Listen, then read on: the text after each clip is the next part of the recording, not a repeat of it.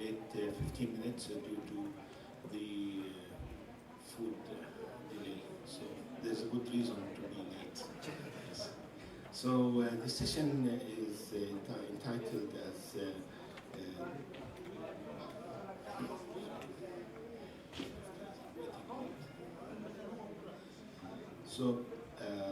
Science and Medical Ethics. Its sessions are very interesting. Many people they are targeting this session and they are coming. We have three moderators. We have Prof. Nabi Bashim. He is Professor of Genetics from the Faculty of Science, King Abdulaziz University. And we have Dr. Maha Alawi. She is a consultant of infection control in the King Abdulaziz University Hospital, and me, I'm a consultant of adult hematology and bone marrow transplant. And we will start with the first speaker, Dr. Sir Franz Nazir from British Capping Society, London, UK. He will talk about type 2 diabetes, a traditional approach from prophetic medicine for a modern epidemic. السكري من النوع الثاني منهج التقليدي من الطب النبوي. السلام عليكم. In the name of Allah, most merciful, most beneficent, all praise to Allah, most kind, most merciful, peace and blessing upon Prophet Muhammad sallallahu alaihi wasallam. My talk is about type 2 diabetes, the traditional approach for modern epidemic.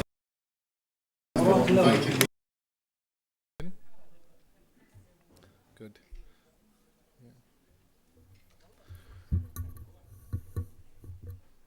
So, as you're aware, diabetes is a common condition and actually is increasing at an exponential rate within the world.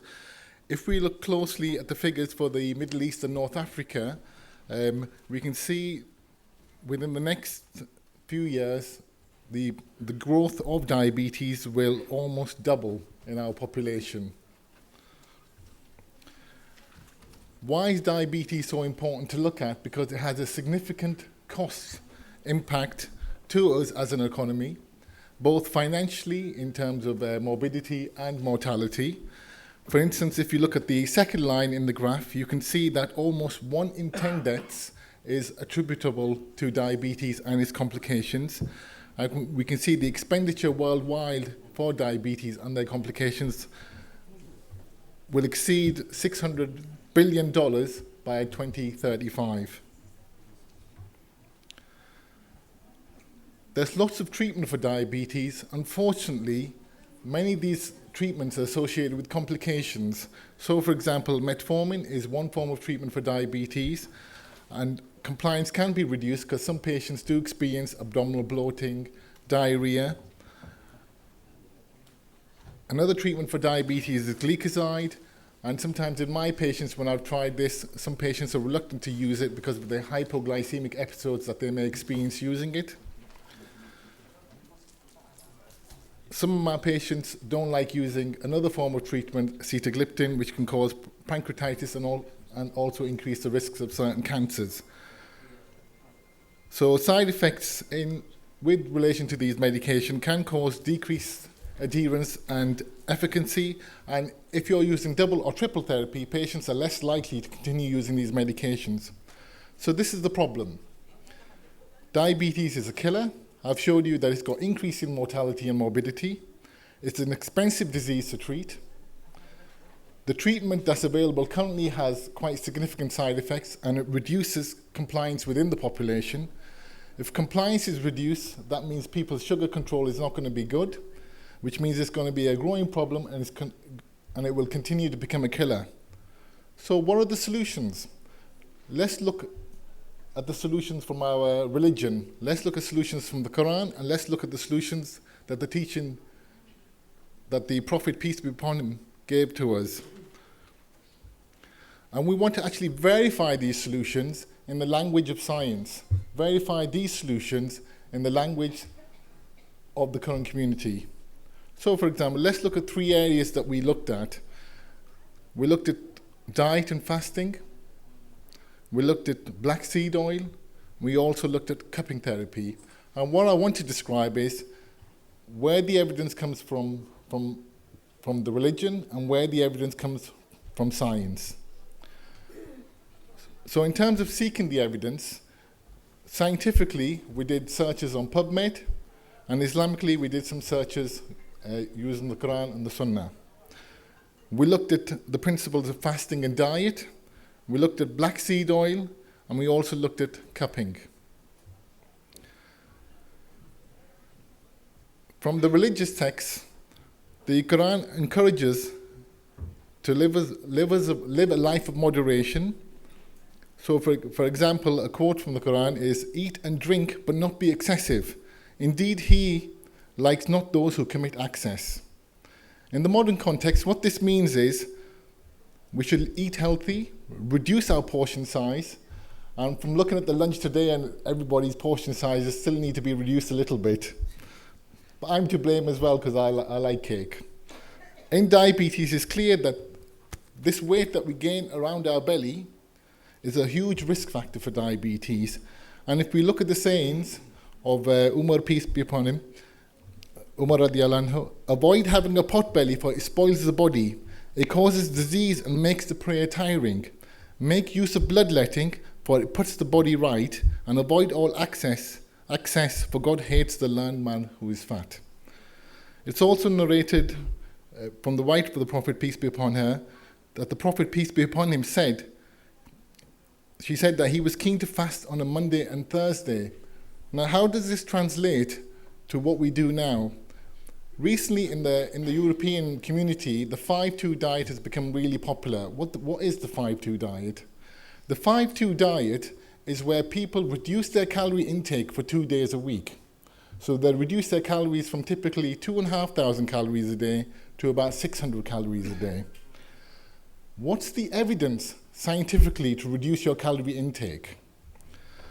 What this graph shows is a summary of some of the data that was presented in 2011. And if we look at the first graph on the left-hand side, which plots fasting blood glucose against weeks, and the number of weeks, we can see that if you reduce your calorie intake to about 600 calories a day, so if you fast, your fasting blood glucose level can go from 9.2 to 5.9. Furthermore, your insulin sensitivity also improves, and your response of your insulin to your increased sugar loads is also significantly improved. How does this work? It's been reported that fasting helps the liver metabolism. It helps it to reorganize or re-assimilate the triglycerides within the liver. Also helps with the improves insulin sensitivity, and also helps to improve with the function of the pancreas. Another area we looked at was black seed oil, and in Islam it's regarded as a medicine with great healing power. The wife of the Prophet, peace be upon him, said that she heard him say that black seed is a cure for every disease except death. In the scientific literature, we did a search, and we looked at the efficacy of black seed oil in the treatment of diabetes, and also some of the sequelae that's associated with hyperglycemia, for instance, high triglyceride levels, high lipid levels. So if we look at just the table at the top describes some of the studies that were performed in humans. The tables in the bottom describe the studies that were performed in animals. If we look at the second row, or the top table, this was studies carried out in randomized controlled trials over a period of 3 months, and these patients were given 1, 2, or 3 grams of black seed, and it was shown that there was a significant reduction in the fasting blood glucose level, an improvement in their HDLs, and a reduction in their triglyceride levels. Furthermore, if we look further down this table, in these patients, the medication black seed oil, black seeds were given in combination with conventional treatment, In this case, metformin, simvastatin, and again there was a reduction in the fasting blood glucose and also the HbA1cs. This describes how it's been proposed black seeds work in improving insulin sensitivity, and it's been demonstrated that they upregulate the receptors on the cells that are responsible for insulin assimilation. Finally, we looked at evidence or the benefits of cupping therapy in the treatment of diabetes. Again, some quotes from the Prophet, peace be upon him. Cupping is amongst your best remedies. Indeed, the best of remedies you have is cupping.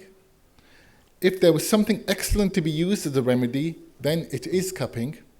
Healing is in three things: in the incision of the cupper, in drinking honey, and in cauterizing with fire. But I forbid my nation from cauterization. Does cupping work in the treatment of diabetes? Does it help to improve our fasting blood glucose? Does it help to improve sensitivity? At the moment, the data to support the benefit of cupping therapy is in its infancy, but we are collecting data and we are assimilating this data. And in this small trial, we can see in the graphs below, on the left-hand side, we can see the vertical axis represents plasma glucose level. The horizontal axis represents time in months. And in these patients who had regular cupping sessions, we see a significant reduction in their fasting blood glucose levels. Moving on, we can see that there's an improvement in insulin secretion, and also there's an improvement in insulin sensitivity. So overall, what we've demonstrated is evidence from the Quran and the Sunnah, and also evidence from the scientific community to show the benefits of cupping therapy, to show the benefits of fasting, and to also show the benefits of black seed oil in the treatment of diabetes and the complications associated with it.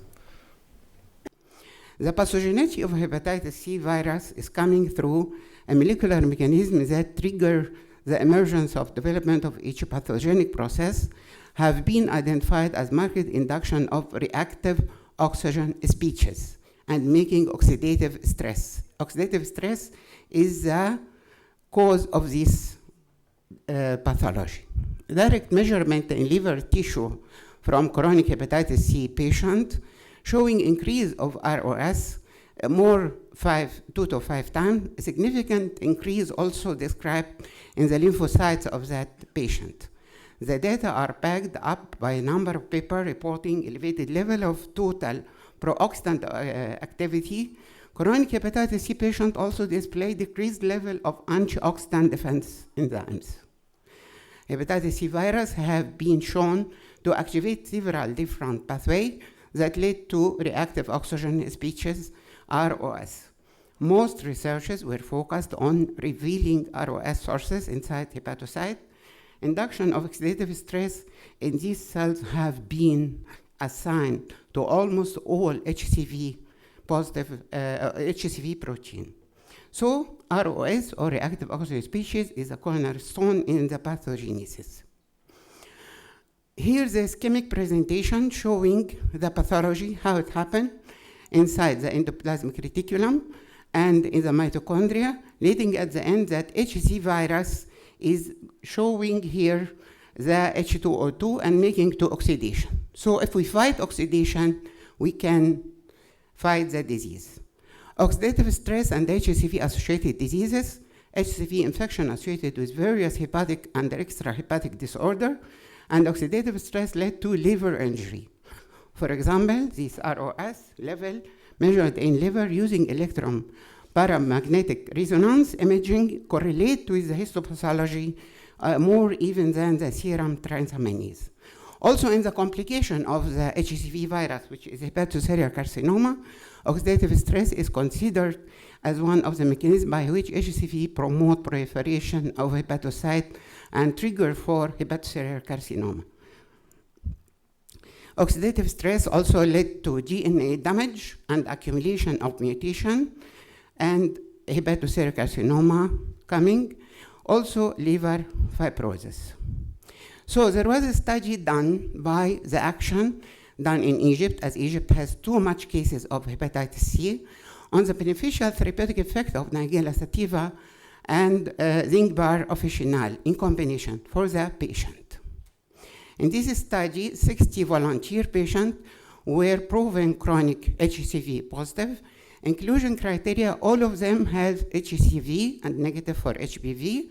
Exclusion, nobody of them under interferon or HPV positive or immune deficiency or drug or advanced cirrhosis, but only HCV. Then extract preparation is given to that patient. The extract were made into soft gelatin capsule containing 500 milligram of Nigella sativa and zinc bar officinal extract. Treatment protocol is classified into 5 groups. First group, healthy. Second group, HCV. Third group, taking only Nigella sativa or flaxseed. The fourth, taking zingiber, and the other one taking both of them. Clinical laboratory assessment were done, full clinical assessment with an emphasis of hepatosplenomegaly, Jones Palmer racema, lab investigation for all liver function, and of course, alpha-fetoprotein. Most important is quantitative PCR for the viremia. The results, treatment with a mixture of both extracts, Nigella sativa plus zinc bar, seem to be the most effective in reducing viral load. And there were 5 cases who showed a non-detectable viremia, complete cure. Here in the study, we see this group, which is combination of both Nigella sativa and zinc bar, both of them giving the most lower of the PCR. Also in the alpha-fetoprotein. The activities of serum liver markers, enzymes, all were potentially improved following treatment with Nigella sativa or zinc bar officinal. Serum albumin HCV control exhibited a significant decrease in comparison to healthy control. The efficacy of the mixture might be attributed to the synergistic effect of the included active compounds in Nigella sativa and zinc bar. This is the liver enzyme. The most lower is the one containing both of them because they make synergistic action to each other. Thymine is a material, the main constituent of Nigella sativa seed, protects organs against oxidative damage induced by a variety of free radical generating pathogens. So the administration of both Nigella sativa and zinc bar officinal ethanolic extract to HCV patient was safe, therapeutic, decreased viral load, and improved clinical condition. In addition, the current study recommended the use of mixture of herbal therapy to increase their synergistic effect against HCV and H side effect. Plus the general antiviral effect also of these black seeds, for example, in the mice cytomegalovirus, and also it has its antiviral effect in enhancing response of CD4 and CD8 lymphocytes, augmenting their ability of interferon production, and it's known to render mice more resistant to this infection. Also for HIV, there is many papers about treatment of HIV by black seeds. Effect of Nigella sativa against complication of HCV, hepatocellular carcinoma. Many lecturers will speak in this conference about the oncology, but in brief, as it's complication of virus C infection. So we see here in the HCV virus showing its pathogenicity, and this coming to hepatocellular carcinoma, but with black seed or Nigella sativa in its pathway. Number one, it makes activation of the tumor suppressor gene, activation of the tumor suppressor gene P53. Number two, it makes suppression of the oncogenes. At the end, the ultimate goal is cancer prevention. So, complication of HCV, even hepatocellular carcinoma, there is protective effect of Nigella sativa seed against dimethyl aminoisobenzene or DEB, which can induce hepatocellular carcinoma. Special study done for this. Animals were divided into 4 groups, each containing 35 rats. The first is untreated control. Second, take the carcinogen DAP only. Third group, take Nagella sativa only. And fourth group, take both of them. The result by histopathology and by clinical assessment were in the control untreated group, strictly normal architecture. In the DAP treated, which is a carcinogenic group, dysplasia of liver cell cholangiocarcinoma. Regarding to Nagella sativa treated group, absolutely normal architecture like control group. The group which take the DAP, the carcinogen plus Nagella sativa, showing mild reduction. 28 of them showed resistant to bile duct proliferation, and 70% no cirrhosis, no bile duct proliferation, or dysplasia. This is the 4 category of it. DAP is affecting the liver negatively by increasing the level of peroxidation and meanwhile decreasing the level of antioxidant protecting enzymes, and it's proved that Nagella sativa prevent its action. So Nagella sativa, when combined with DAP treatment, can effectively maintain the protective enzymatic balance. The prominent antioxidant activity of Nagella sativa was extensively documented in different experimental situations, including hepatocarcinogenesis. In many studies, these results give clear evidence that the black seed lonely induce no harm effect to the liver, but when it's with DAP, it prevents its action. Investigation and other underlying mechanisms merit further studies to reach to more conclusive treatment. So the conclusion, Nagella sativa has its multifactorial effect on the HCV infection, illness, course, outcome, and prevention of complication, as it has its antiviral goal effect to prevent viral infection. The antioxidant effect of Nagella sativa oil may represent another mechanism that contribute to antiviral activity. Anti-inflammatory, antiviral, anti-neoplastic activity of Nagella sativa have been previously documented in various in vitro and vivo studies. Administration of it plus zinc bar officinal ethanolic extract to the patient exhibit potential therapeutic effect, and we have 5 cases complete cure. Even with HCV complication, hepatocellular carcinoma, it exerts hepatoprotective effect against hepatobiliary carcinogens. Antioxidant property is mediating its action. Investigating other underlying mechanisms merits further studies until reaching to be FDA-approved documented medicine and be put in the book of the prophetic medicine. Thank you.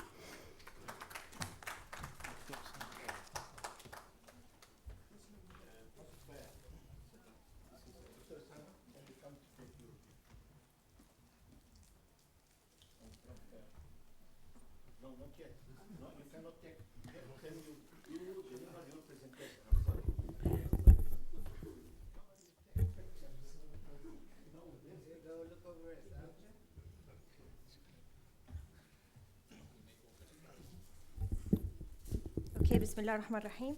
We'd like to thank our speaker for their very good and updated and informative presentation. And now we're gonna enjoy the presentation titled Safety of Zizabeth Lotus Extract as a Hair and Body Wash. It's an animal study. Presented by Dr. Suleiman Ali Hassan from Taiba University, Kingdom of Saudi Arabia. So please welcome Dr. Suleiman Al Hassan.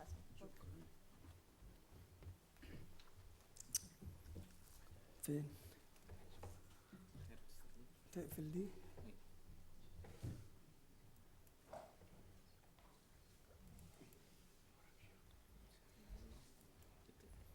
شكرا حبيبي. بسم الله الرحمن الرحيم. Today we will present a project done at Taiba University under the supervision of Dr. Bassem Sheikh, who is the head of the Muhammad bin Laden Chair for Prophetic Medicine. He is one of the pioneers in neurosurgery in KSA. and I will present this paper. The first few slides, please, will be in Arabic to know or to show you the different types of زيزيفاس. زيزيفاس في اللغة العربية اللي هي نبات السدر أو شجر السدر أو العناب أو النبق، اسمها بالإنجليزي زيزيفاس لوتس. هي نباتات السدر من الفصيلة السدرية، عبارة عن شجيرات يصل ارتفاعها أحيانا إلى 12 متر، يعني من 5 متر إلى 12 متر. يوجد عالميا منها حوالي 40 نوع، بتعيش أساسا في المناطق الجبلية، ولكنها بتكثر في دول حوض البحر الأبيض المتوسط ومنها مصر. أيضا موجودة في شبه الجزيرة العربية وفي بلاد الشام. مكانة الشجرة دي في الإسلام مكانة عظيمة جدا، حيث ذكرت في القرآن 4 مرات. وقد نهى الرسول عليه الصلاة والسلام عن قطع شجر السدر، ويقال أنه يعني كان بيقصد شجر السدر الموجود في الحرم، ولكن في أحاديث أخرى بتقول عموما قطع شجر السدر حرام. أيضا ذكرت في سورة الواقعة بمناسبة معينة، بقول لك إن أهل الطائف كان عندهم وادي مليء بشجر السدر، وكان عاجبهم جدا يعني الثمار بتاعه والظل بتاعه. فنزلت الآية اللي بتقول وأصحاب اليمين ما أصحاب اليمين في سدر مخضود وطلح منضود وظل ممدود إلى آخر الآية الكريمة. كمان أيضا كرم ربنا هذه الشجرة بأن جعلها على يمين عرش الرحمن عند سدرة المنتهى، عندها جنة المأوى إذ يغشى السدرة ما يغشى ما زاغ البصر وما طغى إلى آخر هذه الآيات. إذن هي شجرة من أشجار الجنة. فوائد أشجار السدر في الطب الشعبي كثيرة جدا، أكثرها تستخدم في علاج أمراض الصدر والتنفس، وهي أيضا في حالات الإمساك ومنقية للدم. وكان زمان بيستخدموها في من الثمار، يشيلوا اللحاء بتاع الثمرة ويطحنوا اللب بتاع الثمرة ويستخدموها في الخبز والحلويات. أما استخدام أوراق السدر كانت بتستخدم في علاج الجرب والبثور، وكمان أيضا بيستخدم في علاج آلام المفاصل والتهاب الفم واللثة. طبعا الحتة المهمة جدا ان طبعا أزهار شجر السدر بينتج عنها أطيب وأحسن أنواع عسل النحل اللي هو عسل السدر. يستخدم كمان الغلاف بتاع الشجرة كمسكن لآلام الأسنان وملطف للحرارة ومقوي عام. وتستخدم منقوع المية المغلية لقتل الديدان في الأمعاء. الموضوع البيبر اللي بتاع النهاردة هو اللي تحتيه خط ده، إن أوراق السدر بتستخدم في تنظيف فروة الرأس وتعقيمها وجعل الشعر أكثر نعومة، وبتديه بقول لك لون بهيج جدا. أنا ما جربتوش بس هجربه إن شاء الله.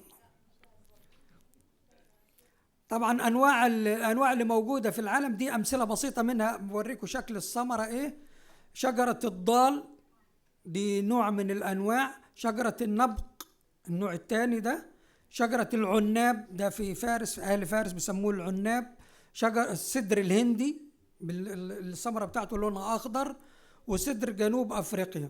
نيجي نتكلم بقى عن البيبر بتاعتنا النهاردة اللي هي تقريبا the same يعني what's mentioned but in English is a tropical evergreen tree with shiny green leaves, الفاميلي رومانسي. It can reach a height of 2 to 5 meters and up to 12 meters, present في Mediterranean region such as Libya, Morocco, Algeria, and in southern European countries such as Spain, Chile, Greece, and Cyprus. Scientific name Ziziphus spina christi. Arabic name سدر والنبق والزفزوف. الفروتس بتاعتها يعني edible يعني بتتاكل. small in size up to 1.5 centimeter in diameter. The plant extract has been studied and its chemical composition is well known. Used in the traditional medicine for skin diseases and wound healing and for the treatment of boils and furuncles. And the emollient properties of the extract are thought to be valuable as a hair and body wash for prolonged use. طبعا there are many chemical components of the cedar, either in the stalk or in the fruit or on the leaves. Among these constituents, essential oils, hydrocarbons, methyl esters, glycans, alkaloids, and saponin glycosides. Aqueous extract 10% of ziziphus is significant anti-inflammatory and anti-nociceptive activities, يعني analgesic, and anti-ulcerogenic activities. It has also anti-diabetic and hypoglycemic effect, and it can lower the blood pressure following 5 days administration of the extract. Also, it can be used in different digestive disorders, general weakness, liver diseases, obesity, urinary troubles, diabetes, skin infection, and lowering the temperature, and for treatment of diarrhea and insomnia. And it can be used, the leaves, as we mentioned before, as for washing of the hair and the body. The aim of this study is to investigate the effect of Ziziphus lotus extract on healthy skin and hair of rabbits. This paper or this project was done on experimental rabbits. The extract from the green leaves of the plant was prepared in two concentrations, 50% and 100%. 12 rabbits were used, divided into 3 groups. Group 1 used as a control, Group 2 subjected to the uses of 50% concentration, and Group 3 to 100% concentration, and the wash or the extract is applied over the skin for 30 days. البلانت ماتيريال collected from المدينة المنورة. الجرين apparent healthy leaves هي اللي selected, dried في الروم temperature until total dehydration, and prepared, as I mentioned before, into 2 main concentration with special and multiple steps.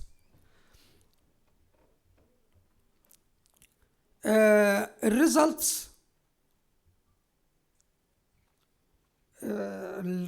of the group 1, control group, as the second group, group 2 اللي هم subjected to 50% concentration, deal with the extract as the control group and show histopathologically no skin changes or no inflammation.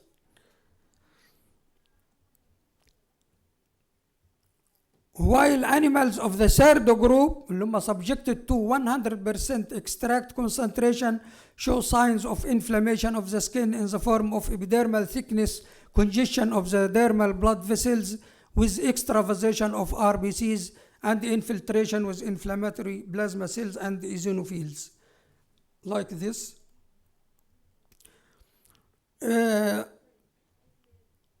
Conclusion, our results showed that the plant leaves extract is used safely in 50% concentration, and I encourage you to use this extract, inshallah, as a body and hair lotion.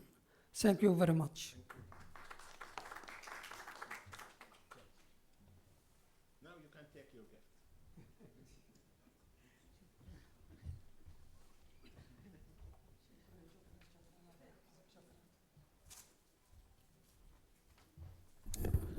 So now with the last presentation, it's about rethinking medical ethics in terms of prophetic medicine.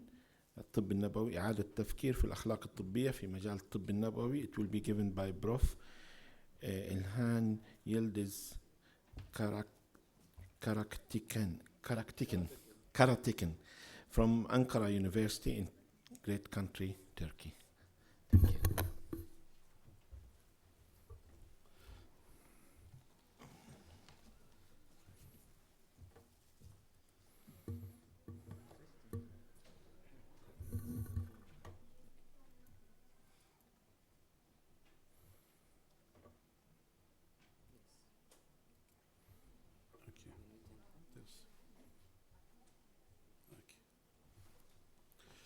Bismillahir Rahmanir Rahim.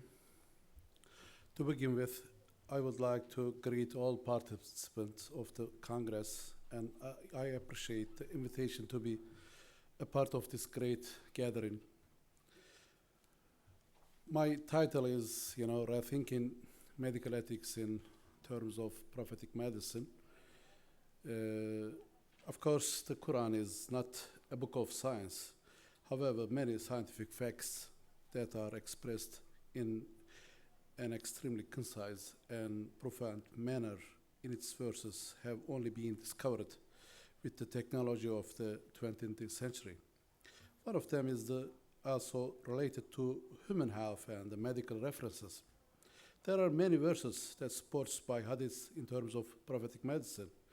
It is possible to categorize these verses and hadiths by three different divisions.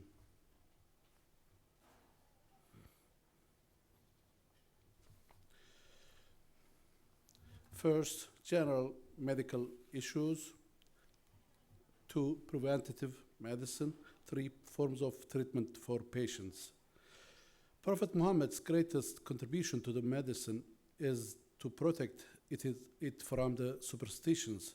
He has declared war against superstitions and false beliefs in the field of medicine.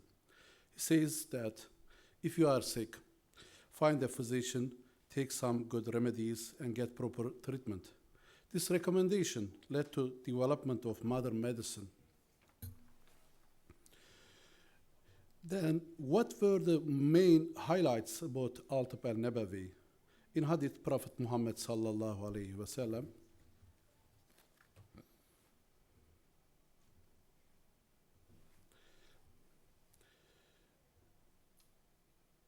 they recommended the use of honey and hijama for healing and had generally opposed the use of cauterization for causing pain and madness to a patient.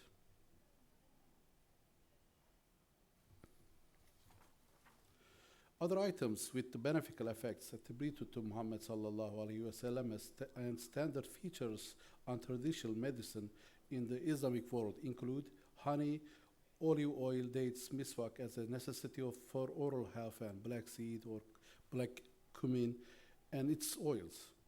These items are still sold in Islamic centers or drug sellers.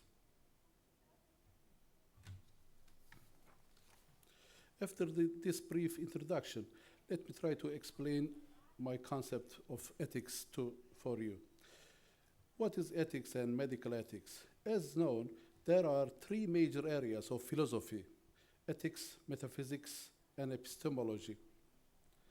Ethics is the branch of the philosophy that examines the right and wrong moral behavior, moral concepts such as justice, virtue, duty, and moral language. As a branch of philosophy, ethics investigates the questions: what is the best way for people to live? And what actions are right or wrong in particular circumstances in practice?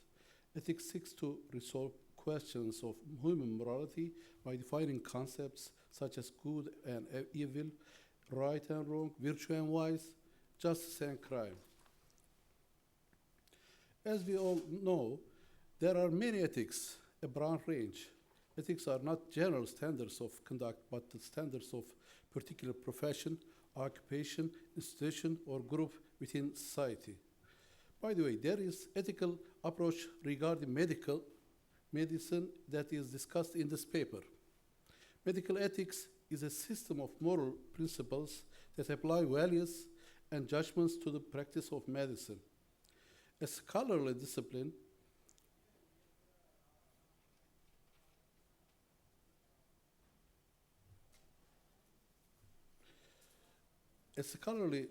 medical ethics encompasses its practical application in clinical settings as well as work on its history, philosophy, and sociology. In the medieval and early modern period, the field is indebted to Islamic scholarship, such as Ishaq ibn Ali al-Ruhawi, who wrote The Conduct of Physician, the first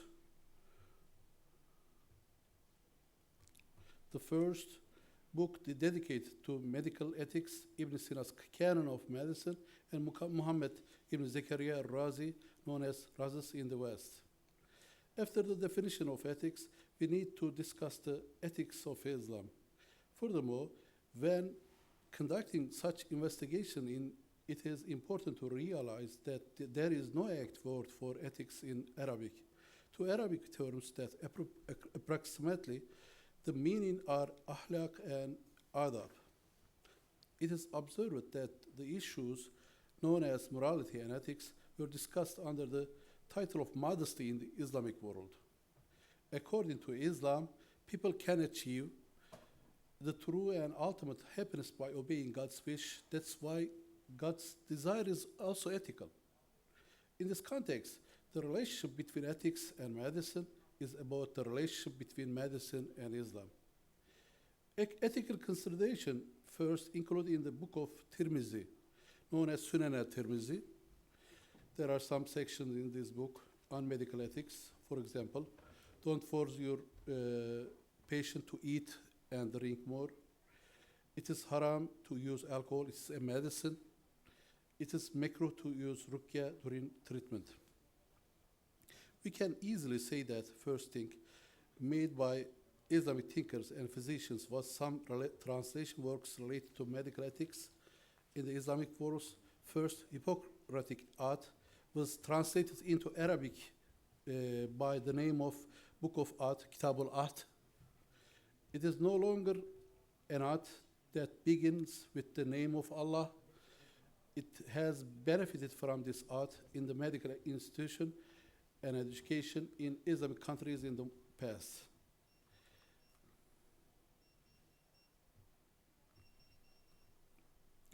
As mentioned above, there are many books before Abu Nu'aym's book, Al-طب al-Nabawiyya.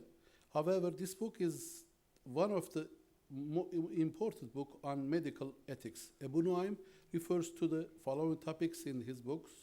According to Abu Nu'aym, food, drinks, and other substances that do not count halal in Islam should not be used in treatment. People who had no medical training should not practice medicine.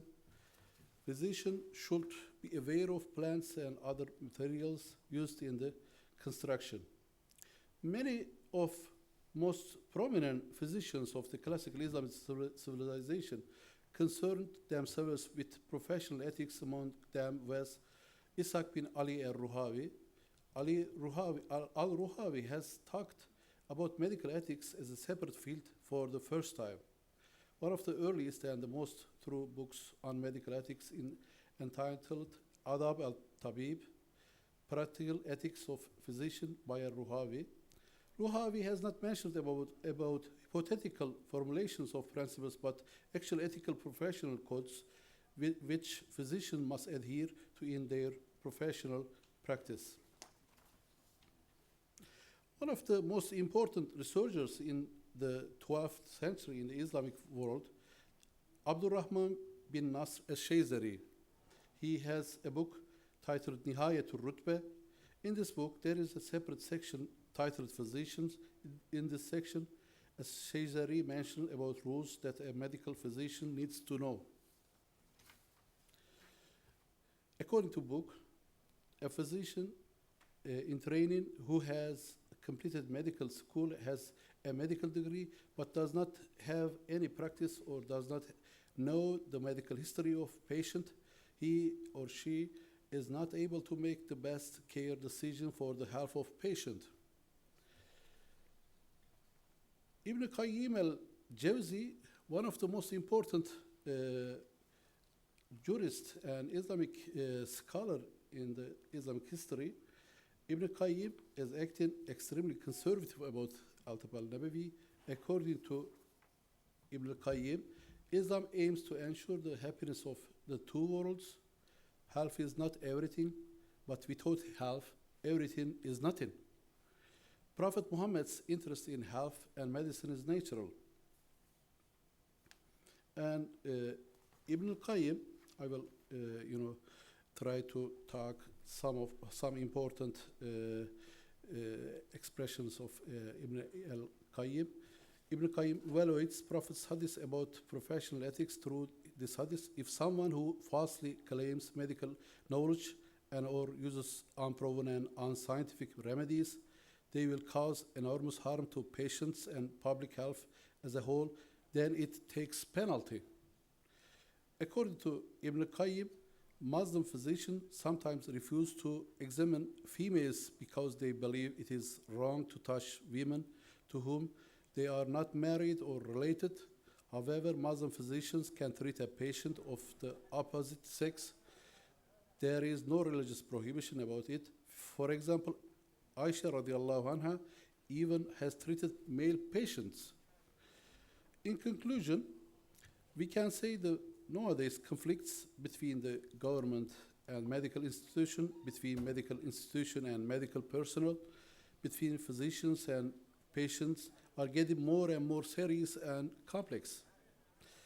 As we learn from the hadith, the Prophet was treated by physicians. He has advised Muslims in the way of treatment and medicines. Prophet's friends, Sahaba, take the example of Prophet Muhammad in both religious issues and medical matters. They were strictly applied what Prophet Muhammad said.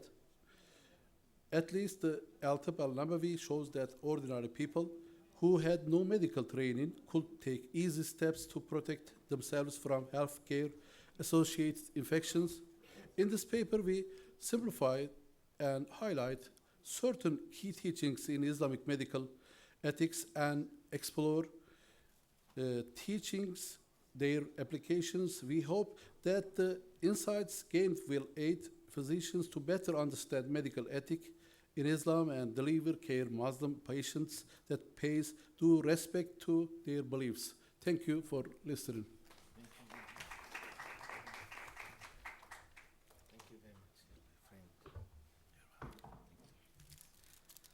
Okay, thank you very much. If there is any questions to the speakers, the floor is opened, and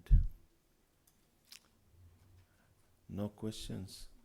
Anyhow, so if no further questions, we will conclude this session. The last session by Dr. Walid Fitahi will be in the main. You have a question? Yes. Dr. Osama. Stand up, Dr. Osama. Go ahead.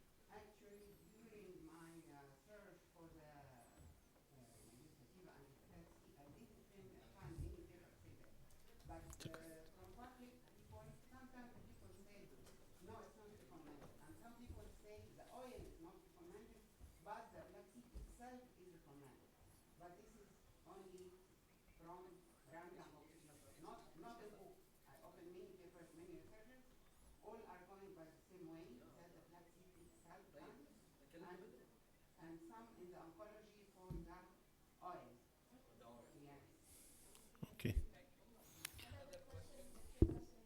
Yes, تفضل. نفس السؤال. Good. Another question. You want to hit another speaker? Please, can you stand up? Which one?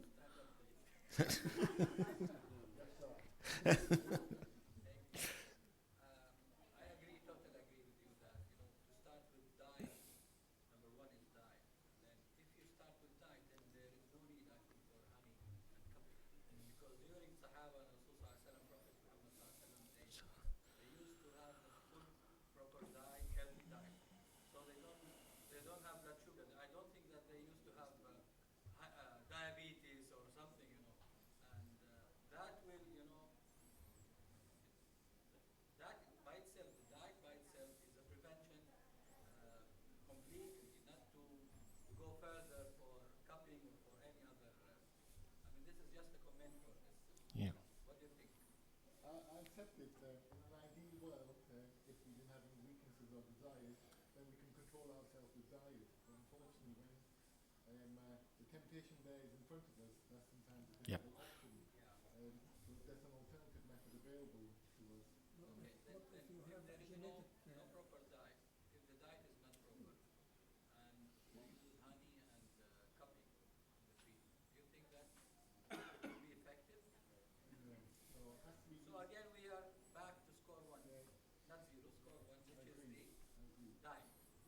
But the Prophet ﷺ, he did cupping. I mean, there is authentic hadith said that the Prophet saw. No, I mean the fact that our Prophet, the loved Prophet, he did cupping. Then looking at the scientific evidence, which I like, when we were eating, he gave me a comment. He's my classmate. So I was putting my dish, and he said, how come prophetic medicine, there is no honey? Look at the type of food that you are eating. There is nothing what we are saying we are practicing. So I hope we will be able to practice what your presentation suggested. I do have diabetes, and diabetes affect only sweet people. So those who are not sweet, they will not get diabetes. So inshallah ta'ala. Okay. تفضل brother. الصدر. تفضل يا بروف.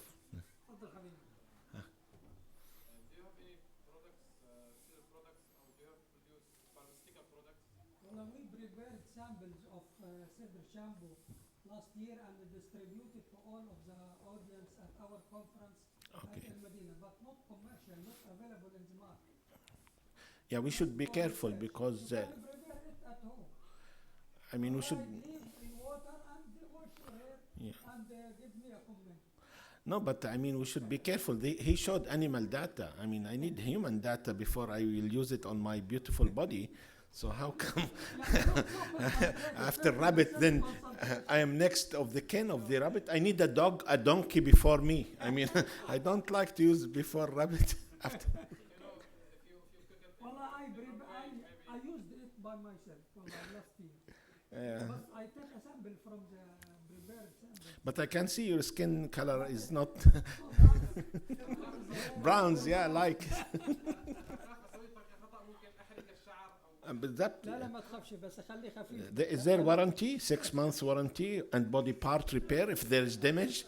Like look at my friend, he is bald and he lost his hair. Then Preliminary study for further studies طبعا need to be proved على experimental animals. and I need randomized clinical trial, double blinded, and the sample size should be at least 1,000 human living in Al Medina or Saudi Arabia. I mean.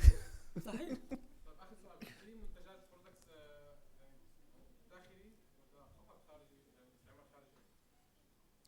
لا احنا بالنسبه للبيبر اللي حضروه شامبو للشعر والجلد. اوكي. وما يعني وزعنا منه كميات السنه اللي فاتت، كانت كميات كبيره على كل الحضور في مؤتمر الطب النبوي في المدينه المنوره. طبعا تحت اشراف الدكتور باسم، لكن العينات دي خلصت للاسف، ولو كان موجود كنت جبت معايا منها والله.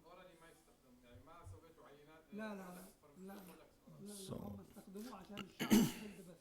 Anyhow, anyone who's going for wedding, he shouldn't use it because he might get side effect, and always there's side effect. So he will go with the wedding event with side effect. Yes. So be careful. Choose a time that. Yeah. Should be isolated, prepared يعني thoroughly. Okay. Any other question? تفضل دكتور.